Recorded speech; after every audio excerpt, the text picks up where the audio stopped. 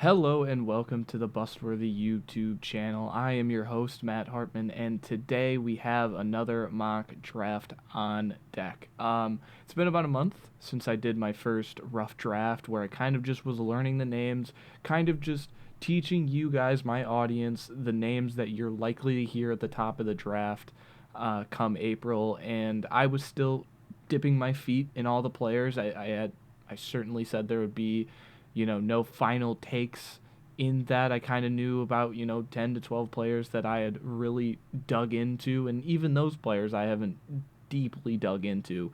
But I thought it's been about a month. I was thinking about doing one right after the national championship, and I still didn't feel confident in my, like, not scouting ability, but still in I have more knowledge to consume about these players before I make a true 1.0 mock draft with some trades in it.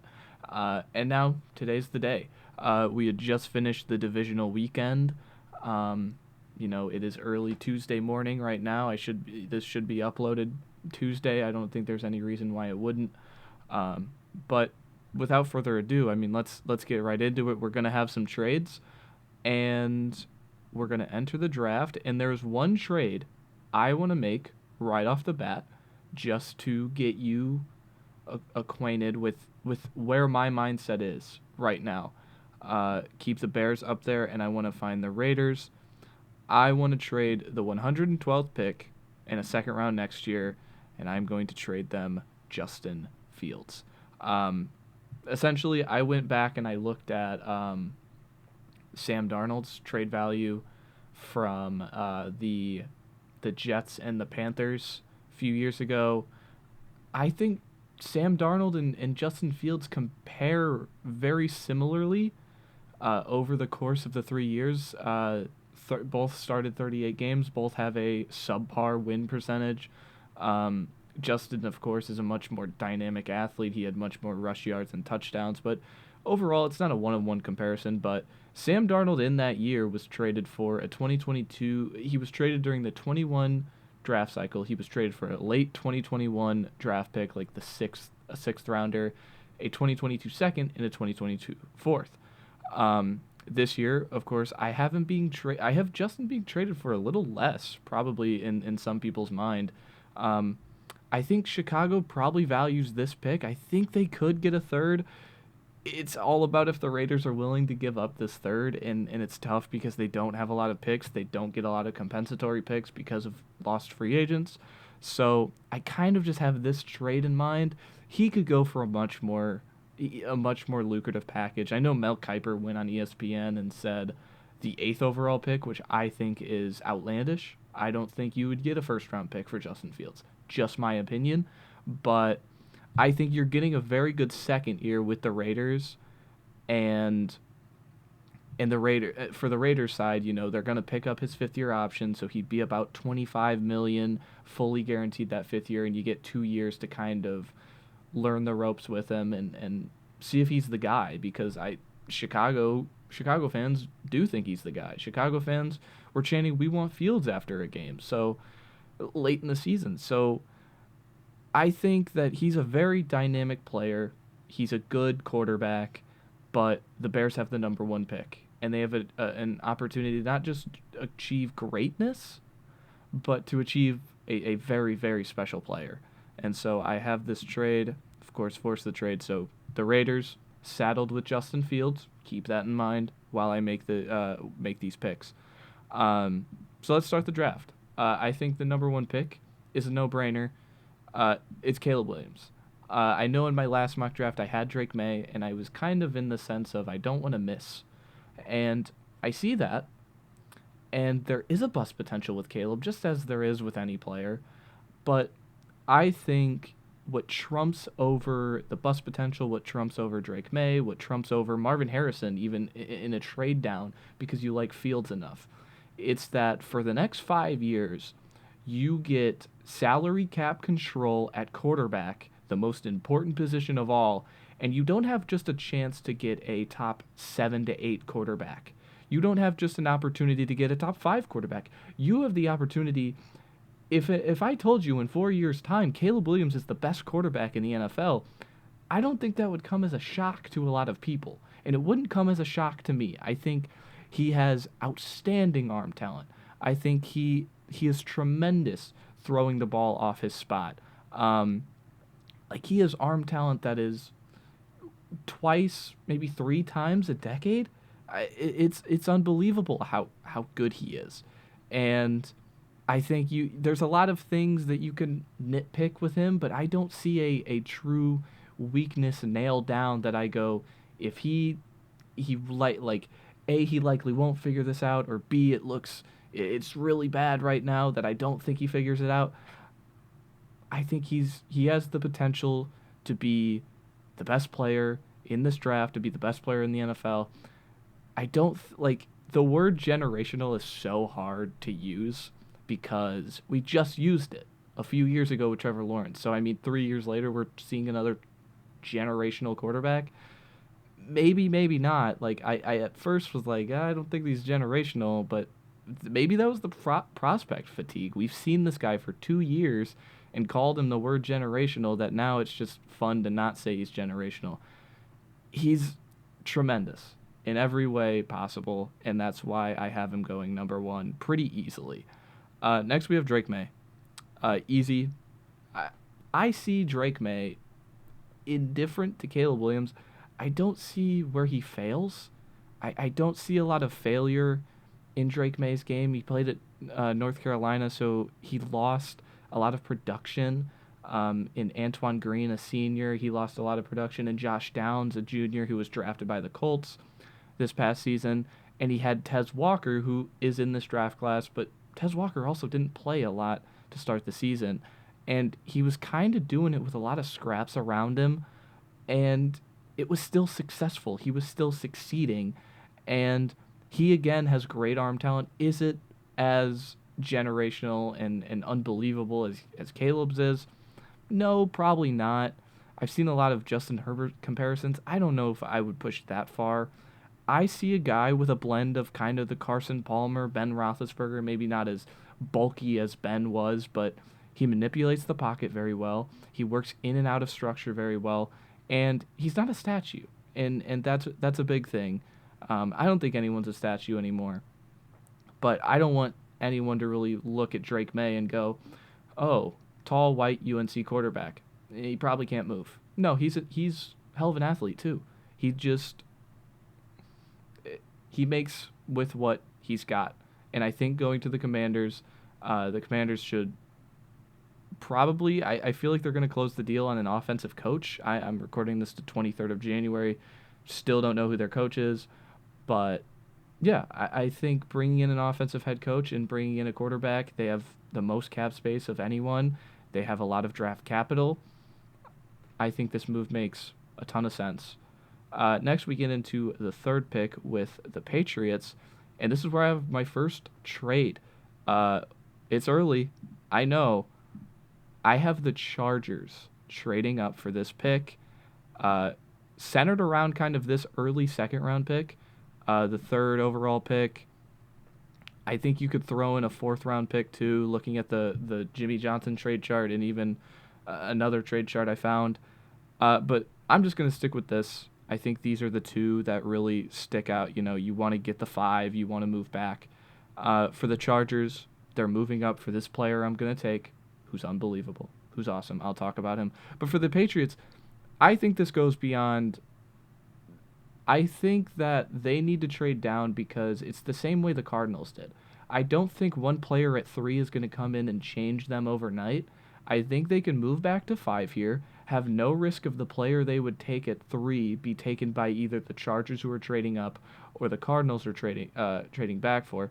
You are risking the Cardinals trading back, but I also think the Cardinals have a player on the board, even if this guy gets taken by the Chargers, that they will not want to pass up on. So I have this, force the trade. The Chargers are on the board. It is to solely jump the Cardinals so they can get Marvin Harrison. And I know I expect Jim Harbaugh to be the head coach of the Chargers. And isn't that ironic? Isn't that ironic? The former head coach of Michigan, who just won the national championship with Michigan, who just beat Ohio State 3 times in a row, takes Marvin Harrison Jr., Ohio State wideout. You know why? because Jim Harbaugh wants to win. And I know I'm speaking like Jim Harbaugh's on the Chargers, but I really think it is the worst kept secret in the NFL right now that I'm running with it. The Chargers could stay put and hope Malik Nabers makes it to them, or take Rome Odunze, who I've seen drafted there, and I would get that. Those are very good players.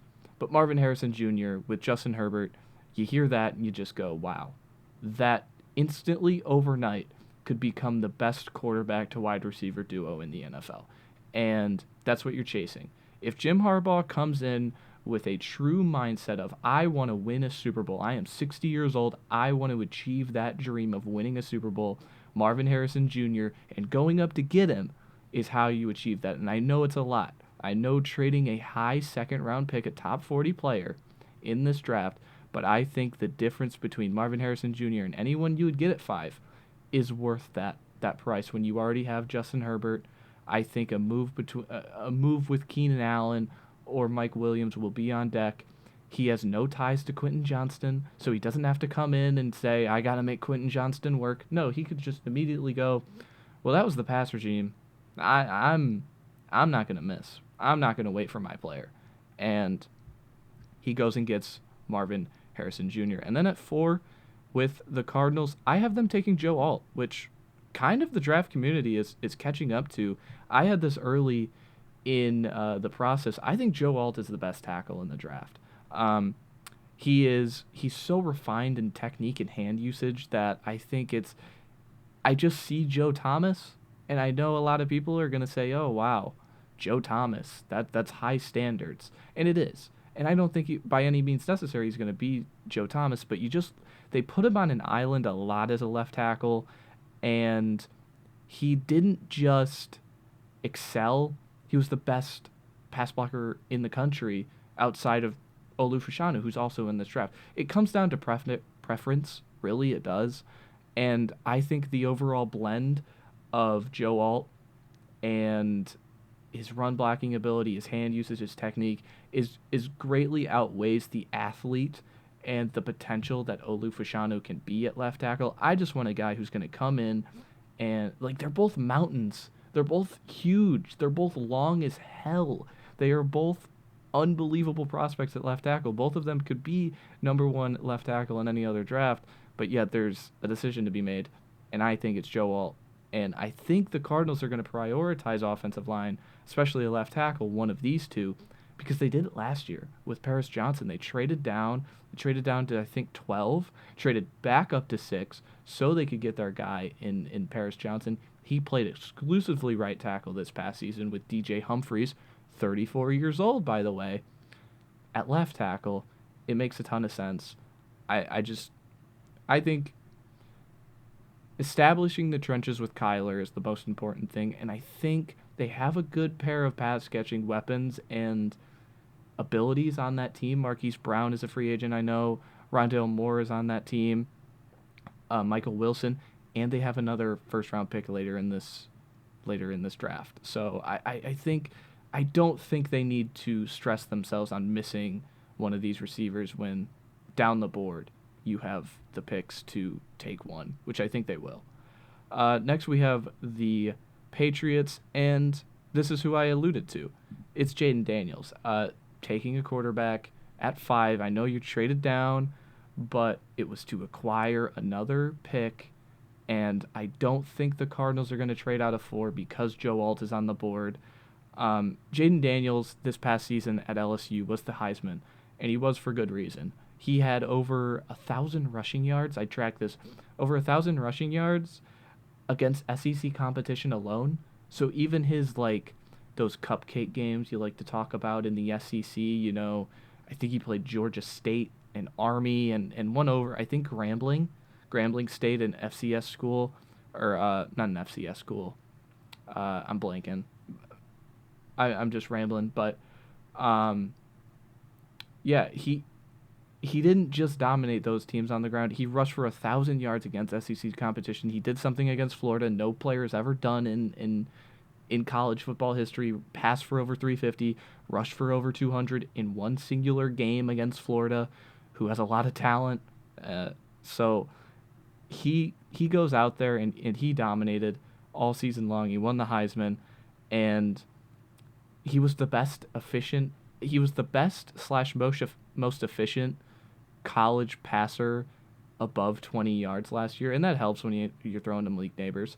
But overall, I think he's a very good prospect, and he's worth a top 10 pick, and I have a first-round grade on him. So taking him at 5 is rich. It might be rich to take him in the top 3 for me, and I know the difference in 3 to 5 shouldn't matter all that much for a quarterback, but being able to move down, get another top 40 pick and still get the guy you want at a very valuable position, I think should mean something. Now they have another top-of-the-line day 2 pick.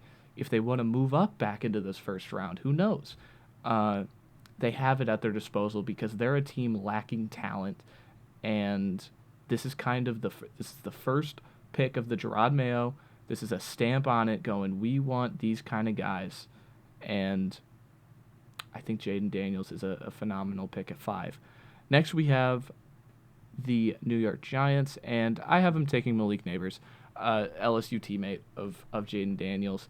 Malik Nabers has a stop-start ability that is so unique. His explosiveness after the catch is what makes him stand out like a sore thumb when you watch him. And even on routes, he just flies. He glides down the field is the best.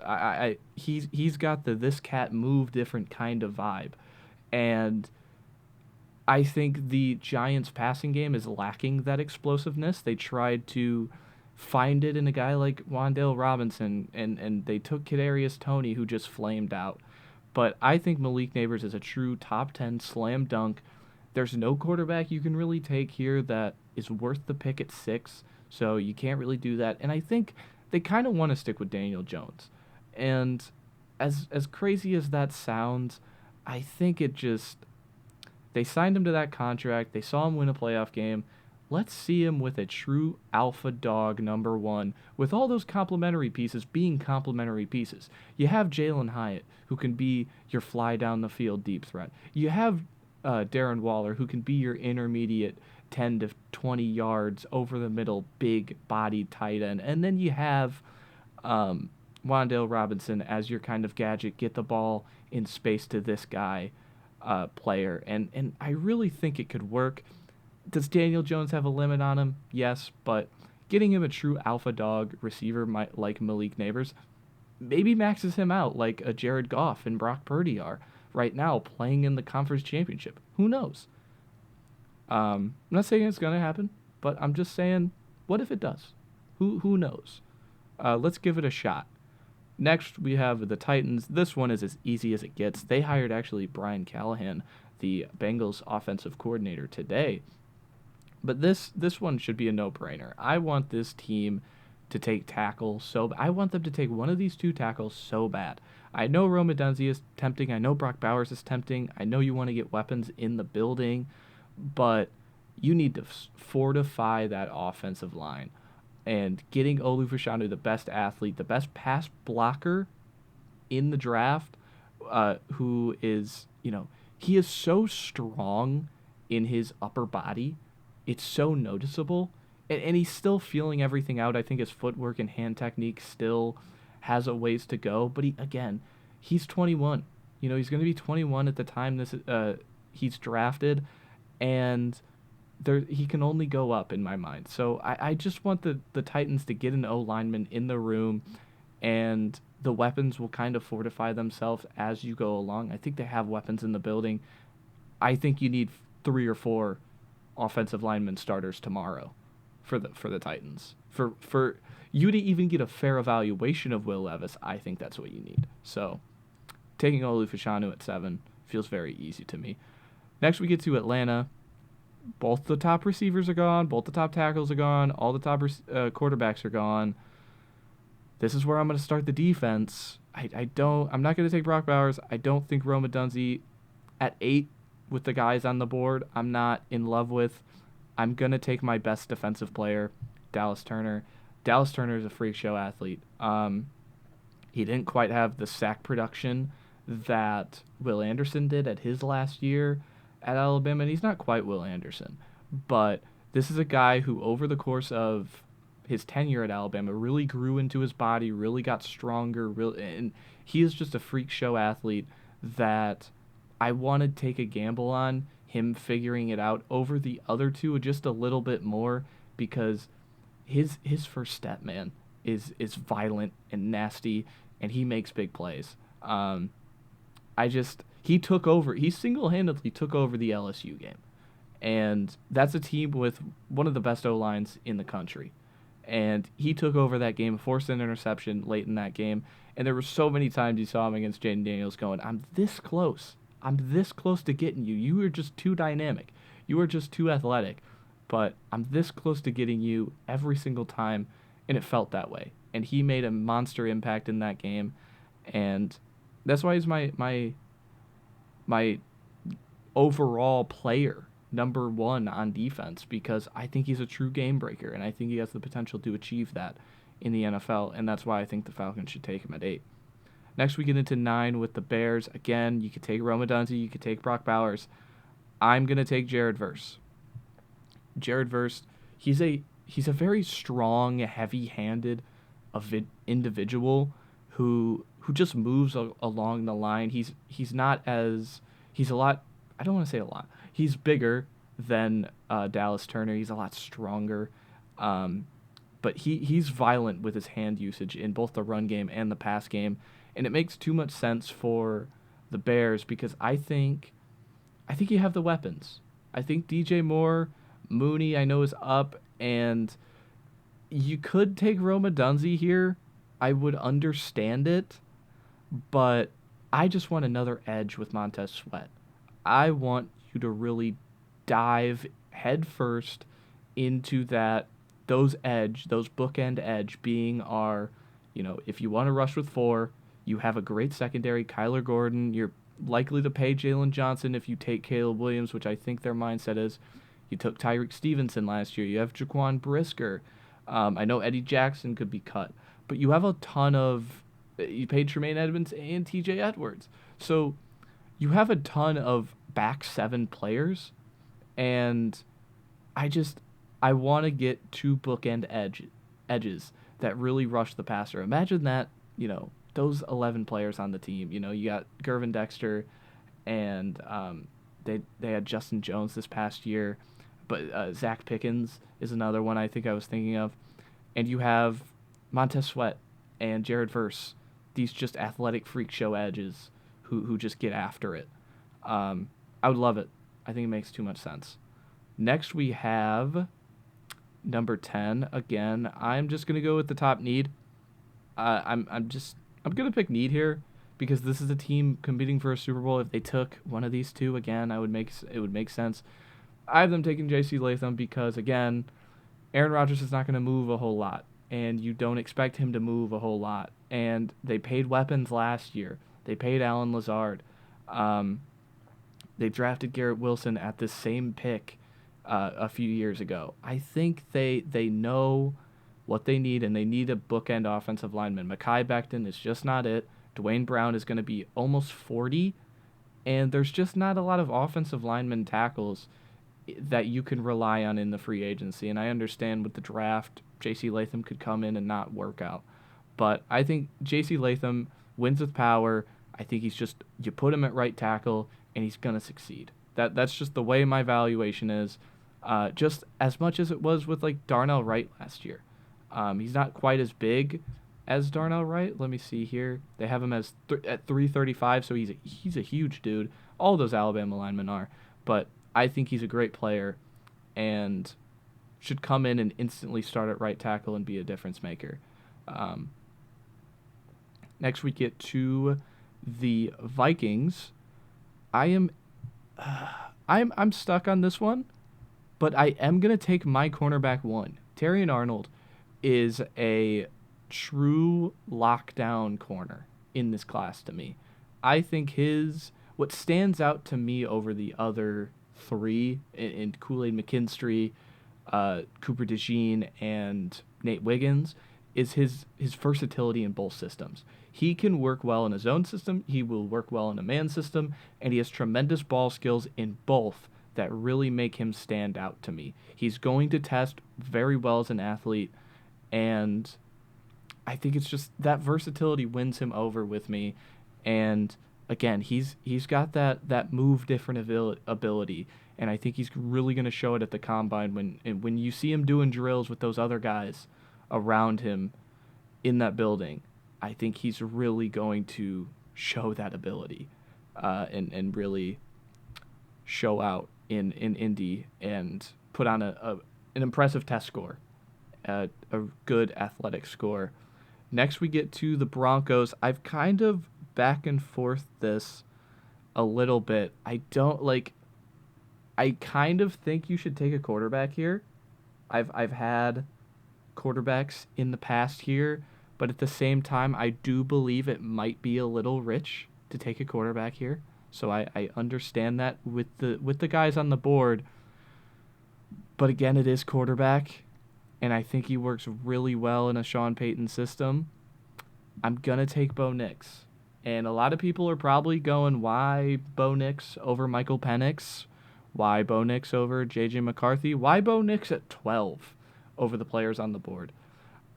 I think Bo Nix, he's a ball of clay at quarterback. I think he's a tremendous athlete. Is what people don't. He has a great arm. He is a great athlete. He had one of the lower time to throw, so a lot of things were manufactured for him. But I think he's going to come along. He threw over the middle of the field at a higher rate than most of the quarterbacks in this draft. So and completed them. He didn't turn the ball over. He understood that. He wasn't Auburn Bo Nix anymore. He came in with a mindset and really did his job. The out of structure stuff does kind of, I don't want to say concern me, but there's a world where it doesn't come along and he gets lost in the pocket reading defenses. But I'm taking Bo Nix here just on the sole fact of Sean Payton going, I can fix him,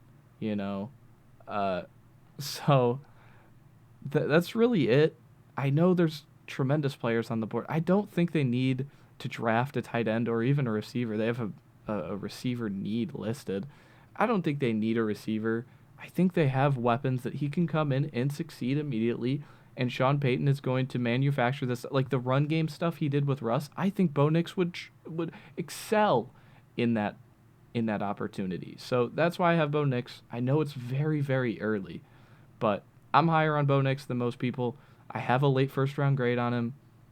I think there's something there with him that I think if you get him in the right place, he can put it all together. He's got the tools to put it all together. We go to 13 with the Raiders, and I look on the board, and I want to trade back. I just traded for Justin Fields. I don't have a second-round pick next year. I traded a fourth-round pick. I want to move back a little bit, and that's why I have the Bengals trading up here, 18, 13, 80, and then a third-round pick, or 115. My apologies. Let me see what I had. I had these written up right beforehand. Yeah, I have 80. So 2 third-round picks to essentially move back 5 spots for Brock Bowers. It might be at a little bit of an overpay, but yeah, I just spoiled the pick. I didn't even realize. Yes, I am taking Brock Bowers here. Getting them a true tight end that is not Irv Smith or Hayden Hurst, getting a true guy you can start to run those 12 personnel sets. I know Joe Burrow kind of wants to operate in the gun all the time, but I think they're going to adapt more 12 personnel looks this season, and getting Brock Bowers in the room makes that opportunity happen because I think they're going to lose one of T. Higgins or Tyler Boyd. And if you think they're going to take Rome Odunze, I understand that too. I just think taking Brock Bowers is the perfect blend of everything. You could split him out wide, and he could be the new Tyler Boyd as a big slot. You can split him into the tight end. You could put him in the backfield for all I care and get him the ball. I just think it's just another weapon in the room for Joe Burrow, and I have him higher than Rome Odunze. That's it. If you took Rome Odunze, I would also understand it. I would also get it. But that's why I have Brock Bowers at 13, and that's why I have the Bengals trading up the 5 spots to get him, because I think there's no way he makes it through this big land to get to them. It's just the perfect hand and glove fit. The Saints, my team, the Saints, I'm definitely going to be biased, but yeah, I'm going to take Laiatu Latu. Laiatu Latu was the best pass rusher in the nation this past season, and I don't want to say it wasn't even close, but he had the most pressures of anyone. The PFF grade was outstanding, some of the highest I've ever seen from a pass rusher. I think it was in the high 95s or 94.3. My bad. His win rate was off the charts. He was the best pass rusher in college football. The only issue with him compared to the other two, you're probably going, wow, well, if you think he's the best pass rusher, why is he going third of the 3? He has a neck fusion injury that forced him to medically retire when he was at Washington. He transferred out, got cleared to play, went to UCLA, dominated for 2 years. I don't know how risky that injury is. I don't know if Laiatu Latu can test as a good RAS athlete and runs well, bends well, has good vert and broad, and he tests as a true dominant athlete. He's probably going to be my number one. And the injury is all good, I should say. I should also bring that up.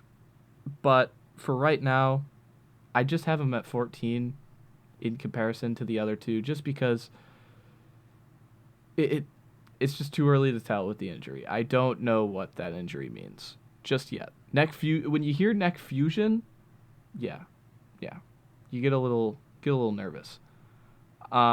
15 with the Colts. Washington fans, the Rome Odunze slide stops now. Rome Odunze is a great X receiver. He's built like one. He flashes late hands, and what that means is his ability to draft a corner in one direction just for the ball to arrive in his hands the other. His ability is tremendous at that. He's not a bad athlete by any means. I just don't think he's as explosive as a Malik Nabers. And I think I don't think he's as explosive as Malik Nabers, and I don't think he's as one-on-one dominant as Marvin Harrison Jr. is. And that's why I don't have Rome Odunze in that same conversation as those other two. I know people who I greatly respect in the draft space have him up there, and certainly I can see why. I think there's things to like. It's just, to me, I just have him this low. I just don't think he's in the conversation with those two guys. Those two guys are just that good to me. Next, we get into the Seattle Seahawks. This is probably a little early. It is. I know the last few weeks I'm a little bummed that my best kept secret is kind of coming out now. Byron Murphy of Texas has been building an amazing, enormous amount of steam. First in Dane Brugler of the Athletics mock draft, he was drafted at 16. Then Daniel Jeremiah drops a bombshell and has him at 11. And those two guys draft based on what they're hearing with NFL scouts and things like that, and NFL teams. So to have my best kept secret, Byron Murphy, come out as a top 16 pick is a bummer, because I really thought this guy would be able to make it to day 2 and I could teach everyone about how good he was. Nope. Byron Murphy he's a very fluid athlete. He lined up next to T'Vondre Sweat at Texas, and you're probably going, well, T'Vondre Sweat won the Defensive Lineman Player of the Year award, right? And this is true. But it's much easier to find a true 355-pound nose tackle, and it's kind of an outdated position, the 350-pound nose tackle, even if T'Vondre Sweat had all the production there, compared to a true explosive athlete pass rush win. Like, Byron Murphy's pass rush win weight, let me just show it here, 19.6. as a defensive tackle in the Big 12. It was outlandish. It was unbelievable, and he got a lot of one-on-one opportunities set up for him, so those really flashed on tape because he is next to T'Vondre Sweat, but he was outstanding. I think there's a world where he doesn't get taken by the Seahawks because they just re-sign Leonard Williams because they traded a second-round pick for him. But at the same time, if they don't, I think Byron Murphy can come in instantly and be an instant impact player for whoever drafts him. And him, he went this early in my mock for a reason. I believe he's the interior D lineman number 1 compared to Johnny Newton of Illinois. But yeah, 17 with the Jaguars. I know I had Graham Barton going here. I don't know if I like as much. Like, I did this mock a few days ago, by the way, that like most of these picks were a few days ago, and I'm kind of looking at them now, if I like them or not. I'm kind of like, Graham Barton is the number 1 guard in my opinion here, but at the same time, there's talent at the cornerback position on the board. I think they could use another number 2 corner. Tyson Campbell's pretty good, Darius Williams, so maybe not. Maybe corner isn't as much of a need as I'm making it out to be. Trayvon Walker, they hired Ryan Nielsen, the former Falcons DC, who was also defensive line coach for the Saints, as their DC. So I think Trayvon Walker and Josh Allen, if they re-sign him, will come back. This all depends on Josh Allen. If Josh Allen, the edge rusher, is gone, I think edge becomes a position they attack here. I guess I'm just going to stick with my pick of Graham Barton and just get some damn protection for Trevor Lawrence. They could take receiver here depending on the Calvin Ridley. Like, there's so many things depending on with mock drafts right now because we just don't know free agency yet. So it's so hard to make a mock draft right now. It's so early. The playoffs are still going on. But this is just me wanting to get interior protection for Trevor Lawrence and getting the best guard to do it. At 17 is rich. I understand. But it might be their biggest need. It might be the reason they're not in the playoffs. They didn't make the playoffs. And I think they just need... And it's why they couldn't run the ball this year. They were the worst O-line in football outside of the Arizona Cardinals. So, yeah, I think it's a position of need, and they really need to attack it. And I think they could take Talise Fuaga here, but he might be a straight tackle, and they took Anton Harrison last year, the same regime. So maybe not. But here, the Raiders, you get Justin Fields. I think you need to do something around him. They could take Fuaga. They could take Brian Thomas. They could take a receiver. Like, I want to put these two on the board. I'm going to stick with it. I think he's probably one of my higher players on the board right here. And it's Nate Wiggins. I'm going to take Nate Wiggins here. I think Nate Wiggins, when I see him, the size, the weight, the coverage ability, I just see Charvarius Ward. And I just think that he's going to be around the NFL for a long time if he's put in the right system. And I think the Raiders have that going for him. I think he fits the Raider mindset. I think he attacks the ball with aggressiveness. And he's a cover 3 corner. And I think that if they use him that way as a nobody gets behind me DB, he's going to do tremendous things in the NFL. I think he's a pretty solid athlete. Yeah, I think he's a good athlete, to be honest. I think every first-round pick is going to be labeled as a good athlete, good to great athlete. But, yeah, I think if you use him in the right way, I think Nate Wiggins has a chance to be a Pro Bowl caliber player at corner. Then we get to the Rams. Get to the Rams here. I don't know what I had. So I have looked. I'm going to take Cooper DeJean. I'm going to take Cooper DeJean here. Because this team, like, just looking over what they have coming into next season, it's so young. I wanted to kind of justify taking another weapon or taking Fuaga here, but I think it makes too much sense to get a do everything athlete corner. Like, when I say athlete for most of these guys, I'm just talking, oh, they're a good athlete. Cooper DeJean might be the best athlete in the entire class. He played quarterback in high school. He's an unbelievable punt returner who, against Minnesota, I remember he had one called back, but he almost had a game-winning punt return. When he was thrown out, he was a shutdown corner, and like he could move up to safety tomorrow. That's how good of a run defender he is as a corner. So I do believe that Cooper DeJean is a true chess piece you can just deploy all over the defense, and he's going to make plays. And I think they're yearning for a true corner in that building for them. And this makes this pick easy for me. I think you just take Talise Fuaga. He's a mauler in the run game. He's mean, evil, and nasty, as you love offensive linemen to be.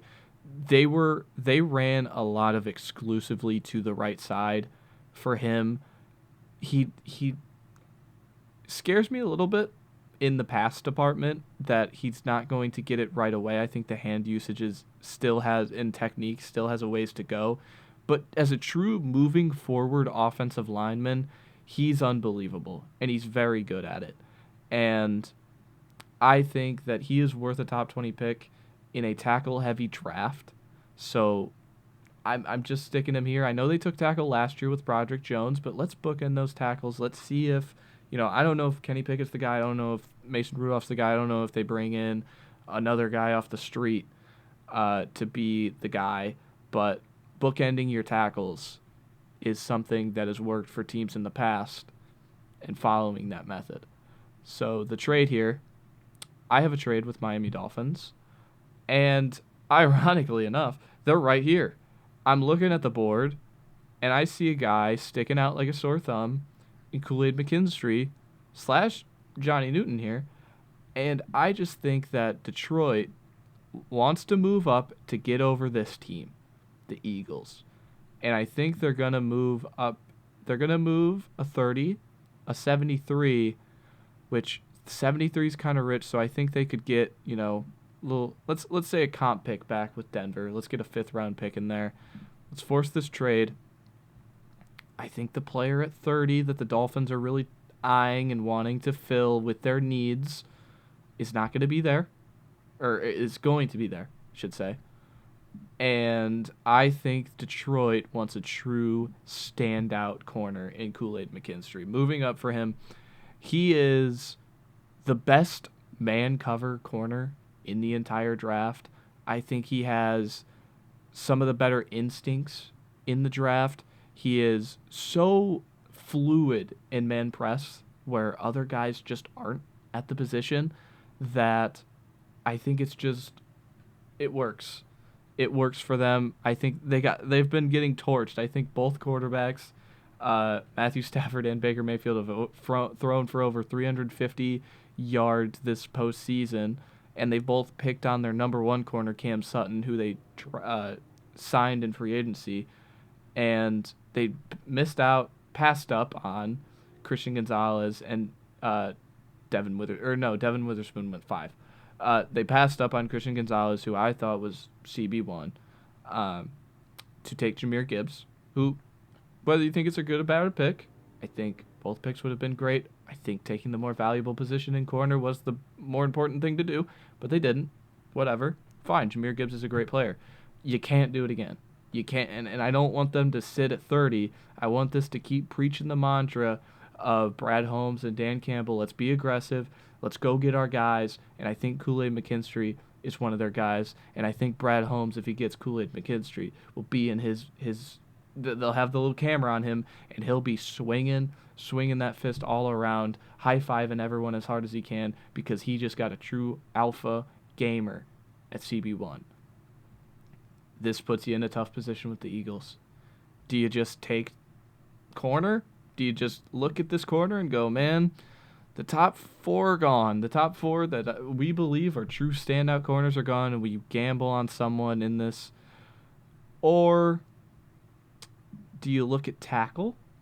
I think tackle could be a position. I know how he loves to pipeline his guys. He loves to get the guys in there early and go from there. I'm like Johnny Newton's a great player. He doesn't fit the need even if Fletcher Cox leaves. But I know I mocked Jordan Morgan for them. I'm going to go corner. I'm going to take Quinyon Mitchell. I think it's just too big of a need to take him. Darius Slay and James Bradbury, both 30. You need to get youth in this room. Youth is what is winning at the cornerback position right now. It just is. Looking at the All-Pro and the Pro Bowl teams, all of those guys have been drafted within the last 5 years. This team wants to win a Super Bowl. I think you're gambling on the player of Quinyon Mitchell. He played in Toledo, but they deployed him a lot with no help. They deployed him with a lot of, cover one, safety is not shadowing your side, and he dominated that way. So, again, I haven't seen a lot of Quinyon Mitchell. It's hard to find Toledo, but what I've seen is they would put him on an island, teams would throw at him, and he would still make pass breakups and still play the ball at an extremely high level. And I think he fits with Philly if they're chasing the Super Bowl and they need a CB to really come in and make an instant impact. The Texans, I love Johnny Newton here. I really do. I'm going to take him.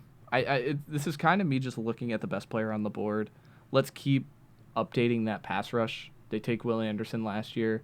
Johnny Newton's a little undersized, and I know how I feel about those undersized linemen, those sub 300-pounders. I kind of just, but he's in a front where he has a Malik Collins. There's one more I'm blanking on with this team that I should know, but I think he has bigger bodies around him that it would force teams to create one-on-ones with him. And when he was in one-on-ones, he won at a very extremely high rate. Let's see here, 15% pass rush rate. Win rate. Wasn't as high as Byron Murphy. I think Byron Murphy would be a tremendous pick here too, but I think Johnny Newton comes in, keeps that youth train moving with Houston. Let's just keep taking youth and let's keep taking talent. And I think they get a very talented player at 23. This is where it gets interesting with the Cowboys. I don't know what this team wants to do. I don't think anyone ever knows what they want to do. They have a decision to make on Micah Parsons. I think Micah Parsons is going to be the highest paid he possibly can be.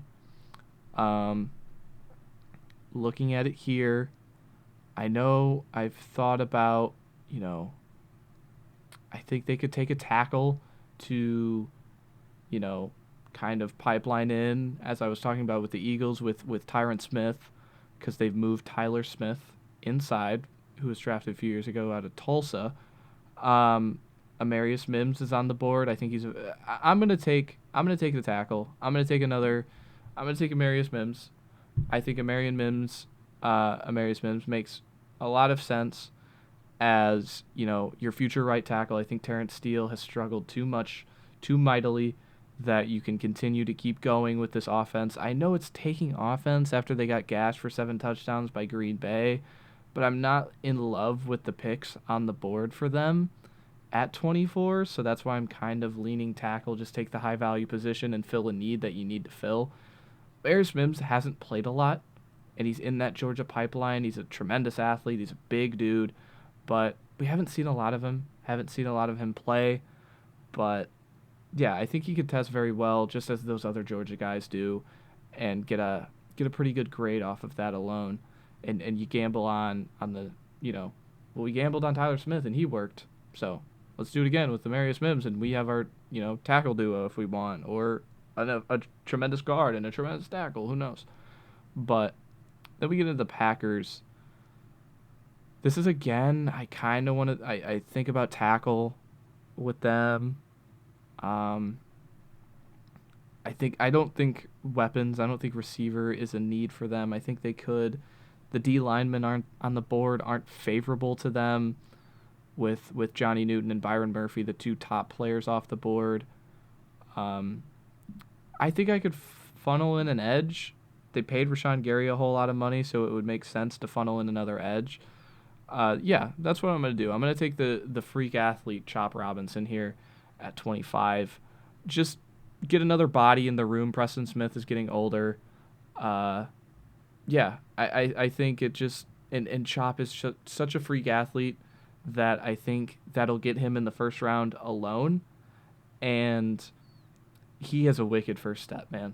He really does. He had a very high win rate off of not doing a lot. Like, he had a 20.9 win rate and a 92 grade. Like, he didn't do a whole lot in terms of like moves, like real pass rush moves, but if you find a way to develop a move like a wicked spin move or things like that, the thing is he had production. Like, well, the production kind of fell off, but he didn't have zero production in conjunction to a guy like Odafe Owe, who also went to Penn State, who was also a freak athlete, who also didn't have a lot of moves in his disposal, and he's been good. He's been a rotational guy, and if you're getting a rotational pass rusher at 25 with a freak athlete, with Rashawn Gary already under contract for the next 4 years, I think it's worthwhile to pick. 26 with the Buccaneers. They have a lot of needs here. They probably re-signed Baker Mayfield, so quarterback is probably not in the cards for them. Depending on what they do with Mike Evans, I think they could take a receiver. Let me see here. So looking at it, I think I'm going to just have them swing at the same pipeline they've done before with Braylon Trice. Braylon Trice, like, looking at his stats, he doesn't have like overwhelming grades or overwhelming win rates, but he had a lot of pressures with Washington this year. And I think that they've plucked from that tree, of course, with Joe Tryon-Shoyinka. It makes a ton of sense. I looked at their roster, and I'm really not... There isn't a screaming need. They signed Jameel Dean last year. They have Carlton Davis, so I don't think a corner is worth the pick here. Their weapons are fine with Godwin and Evans. I think you could take Brian Thomas here. He's probably the best receiver on the board for me. But, yeah, I don't know. Yeah, with that being said, with Brian Thomas, it's a toss-up between him and Adonai Mitchell for me. It really is a toss-up. I'm thinking about it in real time.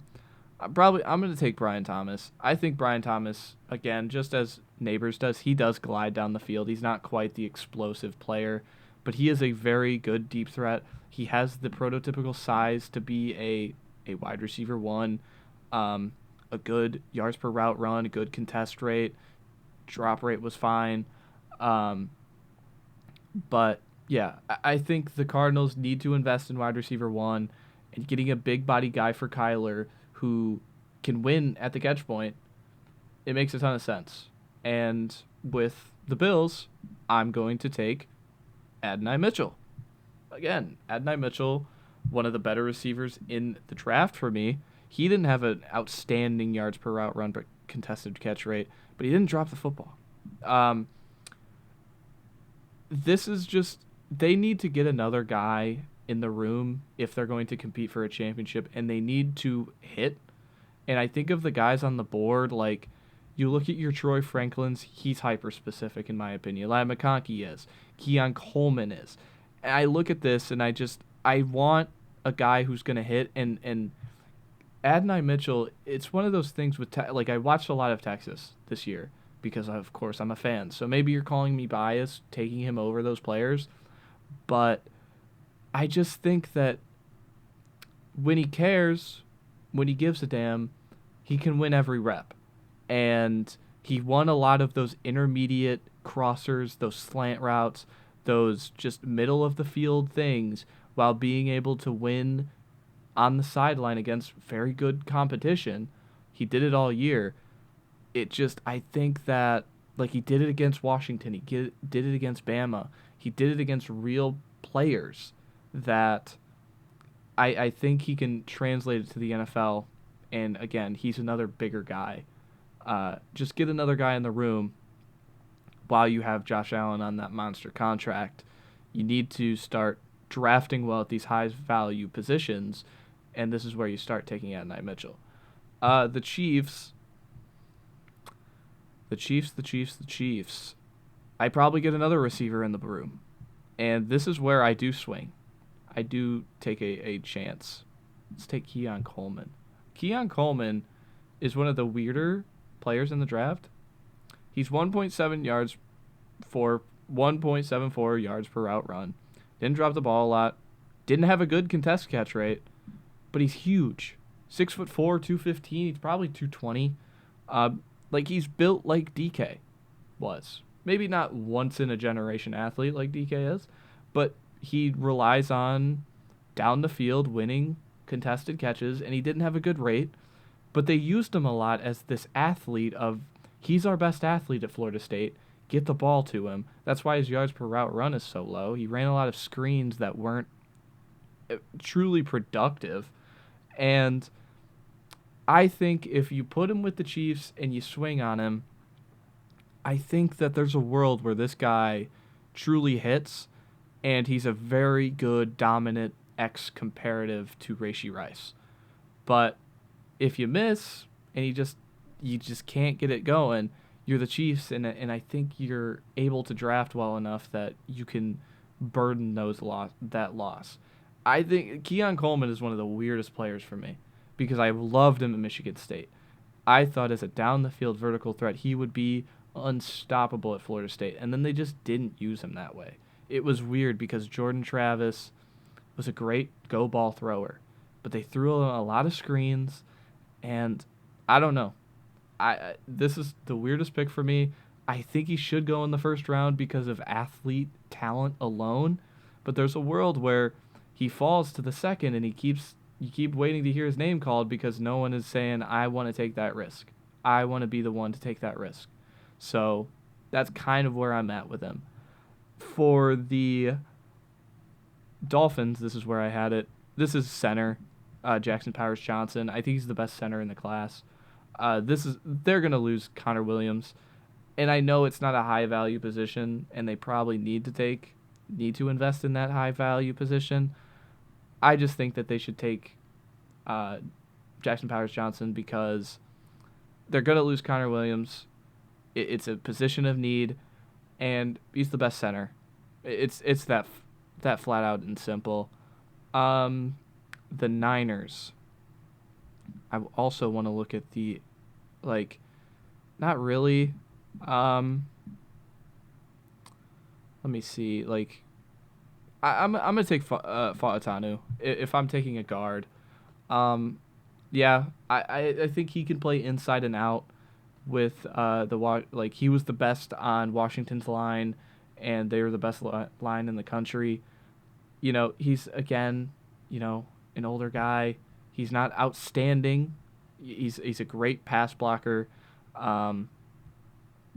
But again, this is kind of just filling the needs, filling out the picks. I don't know what the Niners are going to need. I think Colton McKivitz he's a liability, and I think just finding a way to try and replace that, even if it is in the first round, is a worthwhile way. Then we get to the Ravens. Did I have them taking a corner? No, I didn't. I think I took an edge with them. Yeah, Jonah Ellis. I took Jonah Ellis. It's going to analyze. Jonah Ellis is one of the best players at edge to me because he has so many moves. He can do everything on the football field, and I think they're just going to lose too much production along the D-line that they cannot replace right away. So I think they take a younger guy to kind of fill it out and just take the best guy who's going to come in and immediately fill it out. Justin Matabuke is a free agent. I think he walks. Jadeveon Clowney, expecting the same production from him is just wrong to do as a team builder. And so bringing in Jonah Ellis, I think just getting another guy in the rotation will work itself out with his ability. But yeah, that's it for me. It's gonna keep loading like this. It just doesn't load in my mock drafts when I do that. So I can scroll through here, Caleb Williams, blah blah. So I'll scroll slowly so you can look and see your favorite team's pick, or just see what I did with every team. I had three trades, yeah. The Chargers trading up for Marvin Harrison Jr., the Bengals trading up for Brock Bowers, and the Lions trading up for Kool-Aid McKinstry. All make a ton of sense in my mind. That's it for me. This is over an hour mock drafts, so for you sickos who love the mock drafts, this is worth your time. You could probably skim through it, but watch till the end. My Twitter is mhartfootball, FB, I should say. Spotify, Busworthy podcast, of course. Go listen. I'm talking about the NFL sometimes on there.